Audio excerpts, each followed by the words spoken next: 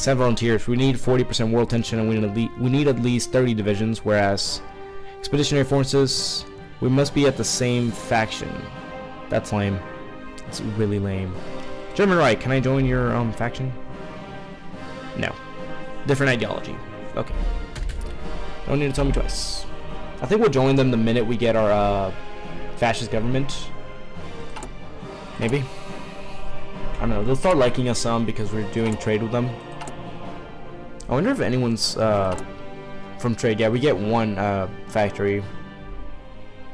So someone's importing some of our goods. I don't know what they're importing though. Trade.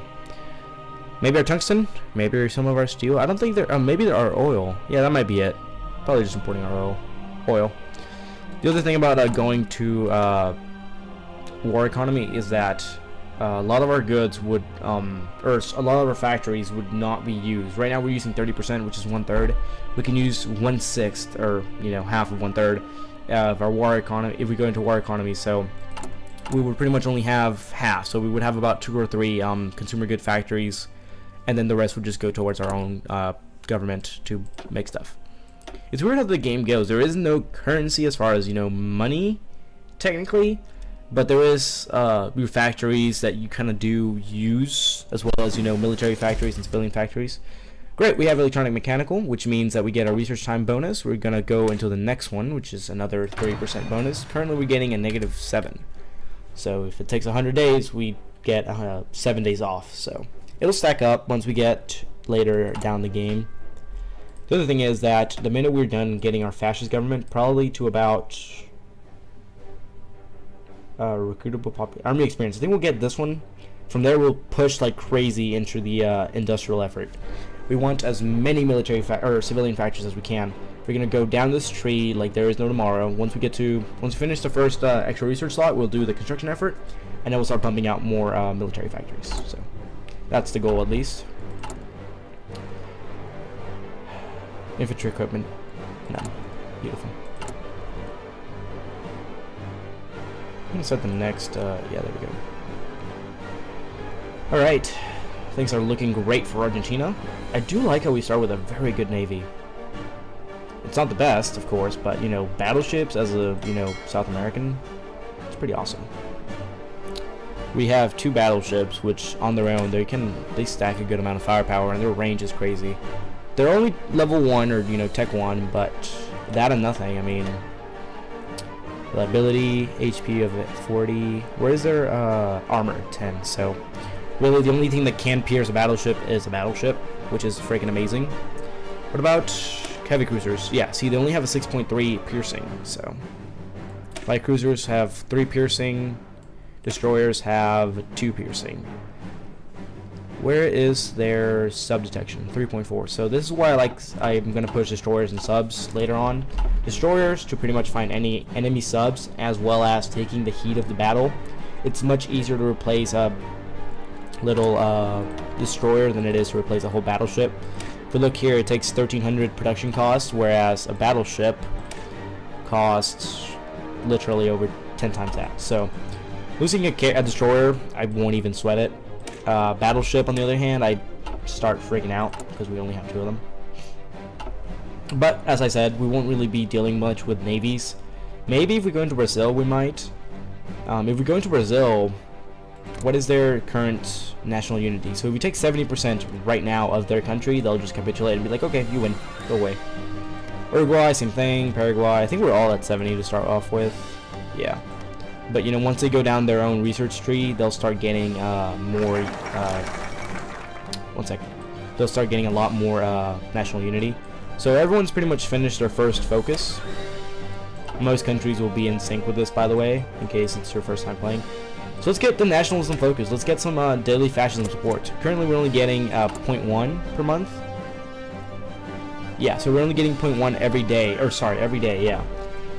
Remilitarization of the Rhineland. Germany has stationed troops in the Rhineland territory, close to the French border, in clear violation of the Treaty of Versailles. The local population cheer the German soldiers on, while their diplomatic relations with France and Britain have so far been muted. It is no more than the Germans walking into their own backyard, a politician commentator in Britain observed. That's not worrying. We want them to do that. Oh, God.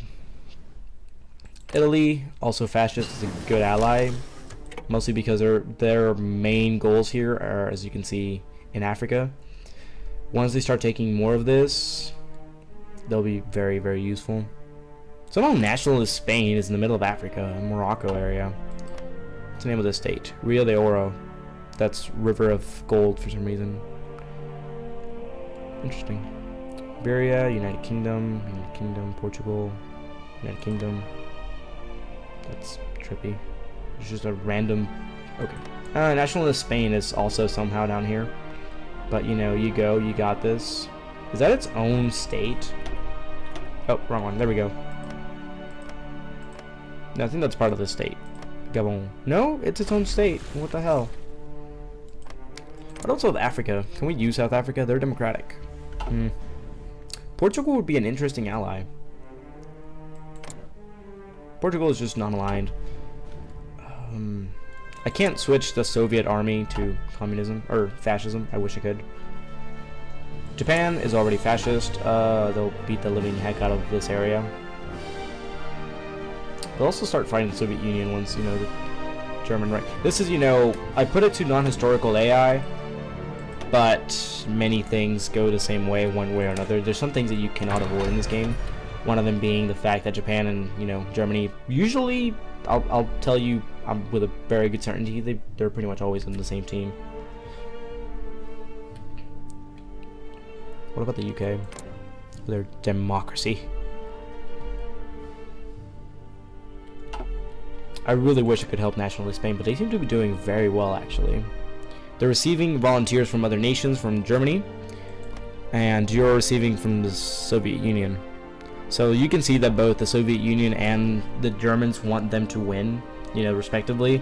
If fascism wins, aka the nationalist Spain, then that means that Germany's going to have one more ally to attack France and the UK with. Whereas if the Republican Spain wins, that means that the Soviets are going to have one more ally when the German Reich turns their back on them. Smiles sheepishly. We're not making anything. I may just start pumping out convoys or something, low-key.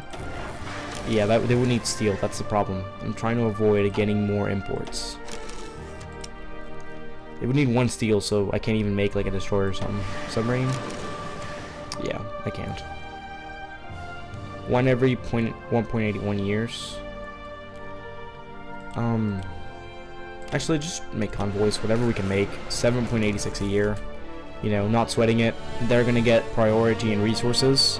I'm gonna actually move the artillery up one, just in case. There you go. These are not ghost factories. They're just, if we get more factories, they will go to the first one and then the next one, and you know, so on until there's no more room. We won't import the steel. I'm not gonna waste one factory, one civilian factory to get one steel. So, I'm not even gonna think about it. What else? So I was actually curious. I wanted to see something. If we build a civilian factory, it costs us 3,600. If we convert it, that's 2,000. That's 5,600. That's actually way cheaper than building a straight civilian factory. I've never thought about that. I think we'll do this. I think we're gonna just make a lot of military factories and then flip them over. It'll be weird in the fact that, you know, but it'll take a lot less than 7,200. So that's what we're gonna do. We're gonna cancel this. Yes. And we're gonna just put a bunch of civilian factories wherever we can. Anywhere that's not blue gets a military factory. And we're gonna put this one above, and then we're gonna do a convert. Doesn't really matter. All right, this is a little more complicated than it needed to be, guys, but this is gonna be good. Just trust me.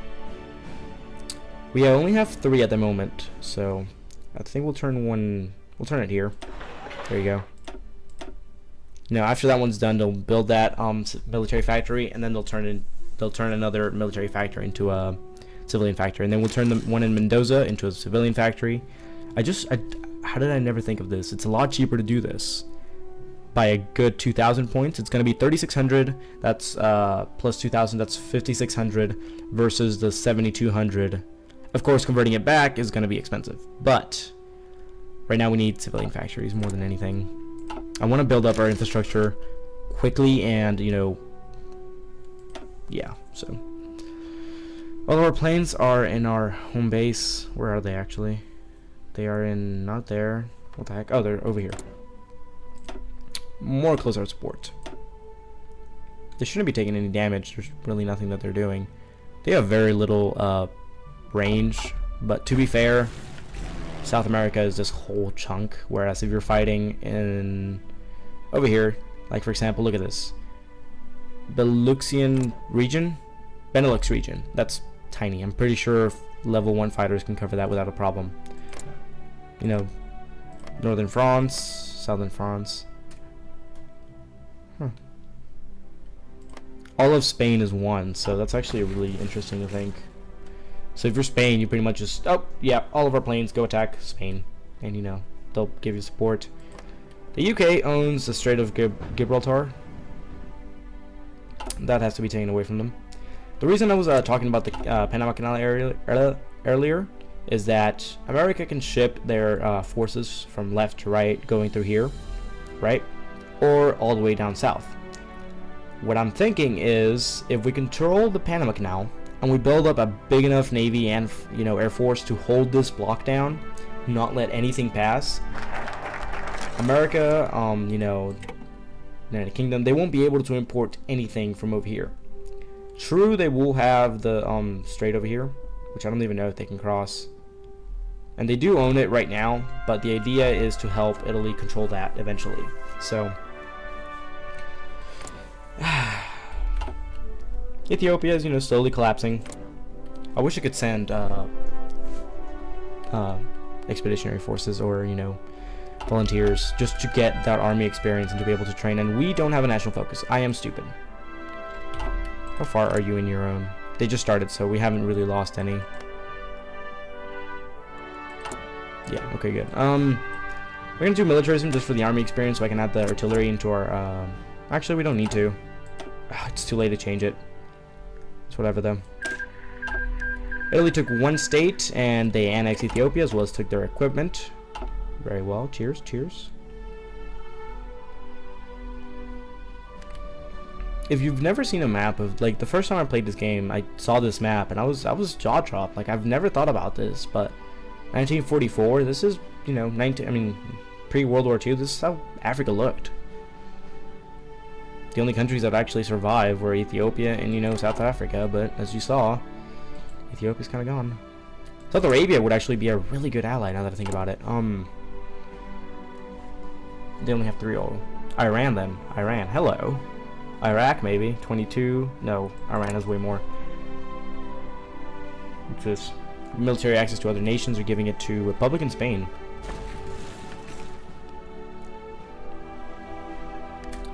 I think we need to make Iran part of the army or part of the fascist government.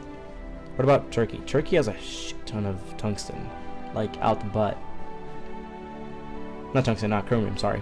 Which is very important for, you know, later ships, especially the more advanced ones. Things like carriers, tanks, that kind of stuff. Battleships, I'm pretty sure, use it. We can actually go check. Production. Yeah, battleships are really the only ship that we have that can use chromium. So, chromium is not really in a high need right now, but once the game goes on, you'll see how chromium is going to be a huge thing. Tungsten it has its place. Alright, so the games of the 11th Olympiad. The 11th Olympic Games were recently held in Berlin, Germany, attended by athletes from 49 different nations across the world. The 1936 Summer Olympics are the first in history to have enjoyed limited live television coverage. The games were a significant propaganda victory for the German regime, which spent lavishly on the event. German athletes saw the most success, winning 32 gold medals, while the Americans came in second with 24. 4 of those were won by Jess Owens, the single most successful athlete in the game. So America technically lost in number of gold medals, but they had the guy with the most, so that's a cookie to him. Cookie to America. I'm curious, is Neville Chamberlain in 1939? That's when they elect Churchill. Jesus Christ, I have a tank named after him. FDR, current leader of America. And I think he stays in power. I think they elect him again. Mexico could be an interesting ally, but here's the thing. I want it. What's the resources like? It's a good amount of oil, 48. A lot of chromium down here, so a lot of chromium. Found the chromium jackpot. Then steel. Some good oil here. Maybe taking this from the United Kingdom would be smart. Alright, I think we take Uruguay once we, you know, get some level of military levels and stuff. We just push the living hell out of Brazil. Yeah, this is a good plan. I feel it in my tummy. That's from a kid movie. I'm trying to remember. Where's that from? I feel it. It's Santa Claus. I can't even remember. Moving on. We have 112 convoys, and 9 of them are being used. So we start with only 130. Depressing. Oh, we have enough political power. Oh god, I just wasted all this time. Alright, so we gain 1 per day. If we get the backroom goals, we would get political power gain plus 5%. 5% of 2. It'd be 10, so 0.1 a day. He costs 150, so 150 divided by 0.1. Yes, I'm gonna get the calculator out. So 150 divided by 0.1, 1500 days. That's divided by 365. That's 4 years. By then, we don't really need. Yeah, he's not worth it. Okay, moving on. Chief of the army, no. Military high command, I don't think we need him. Maybe military offense. Division attack plus 10 doesn't sound too bad. That said, electronics research and/or industrial research time, really good. That's probably what I'll be doing the most of, actually. So industrial concern, I think we'll do it. Military theorist, army experience gain, maybe, but we're not really gonna do. I'll get him when we do the doctrine. First things first. Oh shoot, I can't move from this. I need to be fascist first, so we'll switch away from nothing. I think we'll keep what we have. Alright, I'm just gonna get the industrial concern just to start pumping that research out. Even though we only have 1 doing a research, but we'll be going down both these trees, so. And it's construction as well as a resource, so there's definitely some good stuff. We may get the, yeah, I think we'll get radio, and then we may or may not get the radio detection. I don't think we need it right now. After we get the construction speed as well as the radio, we'll push into weapons 1. And then after weapons 1, I will do support equipment. Even though we should already have that. But we don't really have the military factories as it stands to really make that. I've never really thought about this. It's cheaper somehow to make stupid military factories and then convert them. And then convert them back if we need to. Or keep them, really. Interesting. Food for thought. I'm going to move this one up. And I will do 2 more civilian, or convert 2 more militaries. There you go. So they'll build that civilian factory, and then there will be 7 of them working to make this military factory, which then will be used to make the civilian factory, which will then be used to make one. Yeah. So I want to keep at least 3 military factories just to make sure we do have production going. So. And then we'll just pump out 3 random. Yeah, that's good. That's fine. I know we need resources. It's affecting our production of convoys. Does it tell me how much it's affecting it? I wish it told me what the reduced speed penalty is, but I'll handle. Alright, so we got our militarism now to push industrial effort out the butt. What does it give us? What does it give us? 1 research bonus for industry. 50% research. Interesting.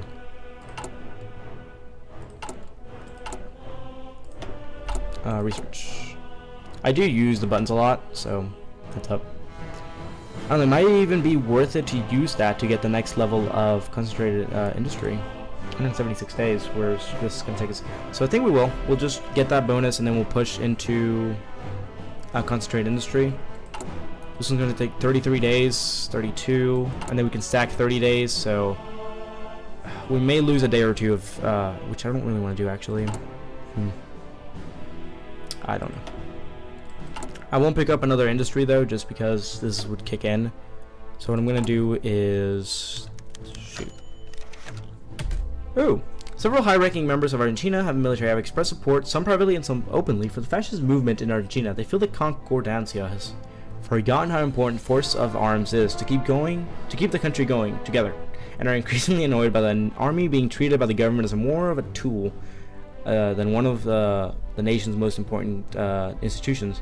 Some of them go as far as to suggest that a new government is needed, one that knows how to lead Argentina until the next half of the century. The faction may not predominantly be politicians, but some of them have gained positions in the Department of Defense.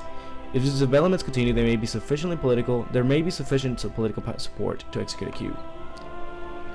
The national spirit outranks the government. If public support is sufficient, a coup can be executed. A coup it is. Hey everyone, that's going to be it for this episode. I hope you guys enjoyed, and if you want to see more, hit that subscribe button to get the updates on further videos of Argentina Rise. If you guys like this video, please hit that like button. It means a lot to me. It lets me know that you guys are actually interested in this series. And if there's anything you want to tell me, especially about how bad I am at this game, by all means, go hit that comment section, and I'll see you guys in the next one.